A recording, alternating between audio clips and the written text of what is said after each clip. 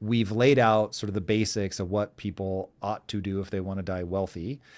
However, I want to get into like the real economy that's happening right now. So everybody inherits a set of circumstances. Those circumstances matter a lot. Mhm. They will for sure shape people. You said at one point, either in your book or in an interview, that I heard you say, there's no precedent for it being worse than it is now if you're buying your first house. Yeah, I think that's true. Specifically right now, where home prices are by and large higher than they've ever been, but mortgage rates went from 3% to 8%. That defies all economic logic. It should be in a world where mortgage rates go from 3 to 8%, home prices fall 30%, 40%, 50%. And that hasn't happened yet, at least. So now you're in the situation where, particularly in big cities, LA, San Francisco, Seattle, New York, Boston, the big cities, you're looking at least $1 million for a starter home, at an 8% mortgage. It's a completely different universe than anything we've experienced in a lot, because the last time that rates were this high, even in the mid 1990s, home prices adjusted for inflation, like an apples to apples comparison, were a fraction of what they are today. So having home prices where they are today at 3% mortgage rates was still very high. It's still oppressive for a lot of people. To do it at 8% is just like a different world. Now, because of that, very few homes are transacting.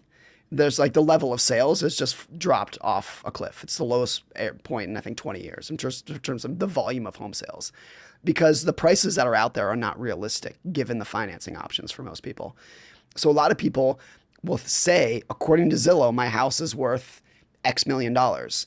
But that's not actually a mark-to-market price. Like if you actually needed to sell it to someone tomorrow who has an 8% mortgage, the actual market price, the clearing price for that is going to be much lower than you think. So I think there's like a Wile E. Coyote moment of like, we've gone over the cliff and we're just starting to look down and realize there's no road beneath us. Three things needs to change. Either incomes need to surge, either mortgage rates need to come down, or home prices need to come down.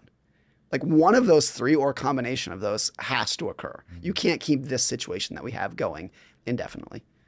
So would you call it a housing crisis that we're having now? Is there a set of other things going on in the economy that makes this a good or bad time? Like what, if you were going to paint a generalized picture of what's happening now, especially for young people?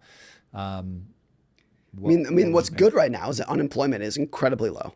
Having an unemployment rate below 4%, other than the late 1990s and a period in the 1950s, it's lower now than it's ever been. And it's even lower now than it was in the late 1990s that we associate with like the best economy that's ever existed. It's lower now than it was back then. Unemployment rate is crazy, crazy low. If you want a job, jobs are out there. So that's a major tailwind that we have that's propping a lot of this up. If you took today's housing market, very high prices, very high mortgage rates, and you mix that with high unemployment, everything falls apart. Everything breaks. So I think a very strong employment market that we have today can mask a lot of challenges. The other thing is that during COVID, the amount of stimulus that went out, trillions of dollars of stimulus, during a period where people were locked in their homes, they saved that up. And what's called excess savings was trillions and trillions of dollars of money, and by and large, that benefited the poorest people the most. The people who had the least money in their checking account before COVID had the biggest percentage boom. Really. Like those are the people for whom their financial situation just utterly changed overnight. And a lot of that excess savings still exists. Not as much as did 2 years ago, but people, like households in general, are in a better financial shape right now than they've been in a very long period of time, including, you can say mortgage rates are 8% today for the people who are buying a new house today. But so many people locked in a 3% mortgage, either because they bought in previous years or they refinanced in 2021. So to the extent that they don't need to move, and someday they might eventually need to move, but if you're locked in at a 3% mortgage, in a world where you're getting an 8% raise every year, like that's a boon. That's an amazing situation to be in. So there's all these like weird breakages mixed with a lot of great things that are happening in the economy at the same time. So many people were predicting recession. I'll be honest, as a person who is very tied to advertising, I can just tell you things ain't what they used to be. Yeah. So advertising money is pulling back. Advertisers are definitely expecting something bad to happen for sure. So from where I'm sitting, the economy feels soft. It feels like Wile E. Coyote has run off the road and is looking down. It's just no one has reported back what they actually see yet, but everybody's paranoid that they're going to see something bad. That's how it feels from where I'm sitting. Yeah. Is that people just being paranoid? What's the... I mean, not to get too technical about this, how much of that is literally when Apple changed the tracking feature and all of a sudden advertising got less potent than it used to be? Isn't that at least part of this? That wouldn't matter for the advertising that we deal with because we interface with it through YouTube. Yeah. But when we're trying to advertise our stuff, that matters, but not the inbound. I mean, one other way to phrase this is that, is the economy weak today? No.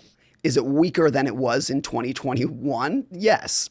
But 2021 was the anomaly. Today is not the anomaly. So even if it is weaker by any metric, and unemployment, income growth, household debt to income ratios, it's doing very well today. Now, the history of all of these things is that the speed in which you can break that narrative is very quickly. So the year 2000, strongest economy that's ever existed. 2001, everything fell to pieces. 2007, absolutely on top of the world. 2008, worst year since the Great Depression.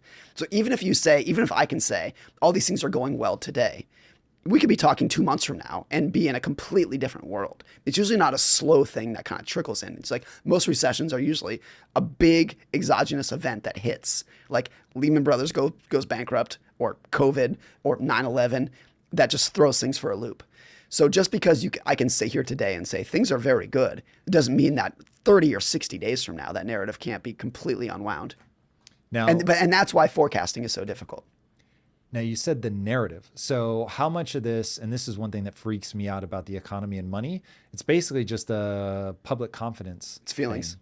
There's a great economic commentator, content maker named Kyla Scanlon who talks about the vibe recession. And it's literally like most economists are like data and charts and numbers. She's like, no, it's just the vibes. It's just how people feel. And it's true. When people feel good about what's going on, they spend money. When they spend money, the economy's strong. When they don't feel good about things, when the vibes are low, they stop spending money. And then the economy unwinds. Like, it's not more complicated than that. So mood is a massive thing. It's huge. And a lot of it, it's self-fulfilling. There's measures of consumer confidence. And most of what moves consumer confidence, what actually moves the needles, are three things: stock prices, gasoline prices, and politics. Those are the things that people pay attention to, or they can just get a quick update when they watch the news for 10 seconds. Stock market's up, gas prices are down, I'm not hearing anything about politics, good, I'm in a good mood. Or the opposite of that. If gas prices are going up and the stock market fell today and politics is a mess, you're going to be in a bad mood. And like, those are the three things that move people's economic sentiment, that has a very strong impact on how much money they're going to spend. And the money that they spend is somebody else's income. So when you stop spending money, that's someone else's income that just went down, and it snowballs from there. So, okay, knowing that basically this is a sentiment game, I want to bring up something that you talked about in your book that I'll tie to what I'll call the debt crisis. It'll be very, like, it feels to me like we're in a debt crisis just looking at the numbers. Doesn't seem sustainable to me when you look at the housing numbers. You were saying, hey, one of these three things has to give. Yeah. Like, you can't have debt like this with interest rates as high as they are. Like, this just seems like an absolute recipe for driving off a cliff. We're talking household debt? Everything. Yeah. Household, corporate, and government debt. All, I don't know if they're historic highs, but holy hell, they are massive. Yeah. It's something like 3 times GDP. That could be wrong. It's bad. Like the debt to GDP ratio is crazy. Some people, I think it was Chamath that said, oh, it's a nothing burger. And I'm like, bro, how can this be a nothing burger? Like, you, at some point, just servicing the debt becomes a problem. Anyway, not an expert, but I'll call it a debt crisis from my limited understanding. But you have a statement in your book where you say, this is crazy to me, stability is destabilizing. Yeah. And you walk through Minsky's financial instability hypothesis. Do you remember the 3 beats? Oh, yeah. I mean, so Hyman Minsky was this economist back in the 1960s. And in the 1960s, there was this move in economic circles that we should eradicate recessions. People were very optimistic back then. Yeah, let's just get rid of it. But we had just walked on the moon. We had like eradicated polio. There was this idea that, of course, we should be able to eradicate recessions. Hyman Minsky said, you'll never do it. It can never be done. Because of what he came up with, what he called the financial instability hypothesis. He said, when people are optimistic, they go into debt. When they go into debt, the economy becomes unstable. When the economy is unstable, you get a recession. So the lack of recessions is what triggers the next recession. If you never have any recessions, people go into crazy amounts of debt. When they go into debt, you have a recession. So by definition, you cannot avoid it. It's always going to be a thing that you're going to have to deal with in life. The same is true in the stock market. Like if the market never crashed, people would put all their money in the market. If they put all their money in the market, valuations go way up. When valuations go way up, the stock market's fragile and it crashes. So a lack of crashes is what causes the next crash. It breeds a level of over-optimism and over-complacency that causes the next crash. So when you accept that, just like the nature of how cyclical these things are, then you don't pretend that we're going to be in some sort of stable zone or that we can stop these or that the next recession is caused because this politician and that policymaker necessarily made a mistake. That's just an innate part of how any capitalistic society works. Okay, so if we know that, what do we do with that information? Those of us that want to navigate all of this well. You have to assume, as I do, that there's going to be at least 2 recessions per decade, one of which is going to be really bad. That should be your baseline scenario. So don't act surprised when the next one comes. Don't say nobody could have seen this coming. You know, I hope to be an investor for the next 50 years. So during that time, I hope to experience 10 to 20 more recessions. You know, I think that's just the baseline of what you should expect as an investor. But every recession we have, people say something to the effect of nobody could have seen this coming and it's that guy's fault. Versus I just think it's just an innate part of how the system works. So when you accept that, not only are you psychologically more prepared, but I think you should be financially more prepared. I think most people don't have enough cash and liquidity because they extrapolate the good times indefinitely. And they don't have the mentality to assume that just because it's good today doesn't mean everything can't be taken away from you next month. Like I said earlier, most recessions you don't cruise your way into it. You go from everything is great to utter chaos in 30 days. That's usually how it plays out. And so because of that, and most of what causes the big economic declines are surprises, things that people don't see coming. 9/11, Lehman Brothers, COVID. Nobody saw those things coming until they wreaked their havoc. And so because of that, I think most people just don't have enough cash, liquidity, margin of safety buffer in their finances. So accepting that just the natural path of what we've gone through in the past and that these crashes are inevitable pushes you naturally towards a greater degree of safety, not because you're conservative, but because you want to be able to survive and endure all of those challenges so you can stick around long enough to be a good long-term investor. If you like that clip, check out the full powerful episode here, and I'll see you there.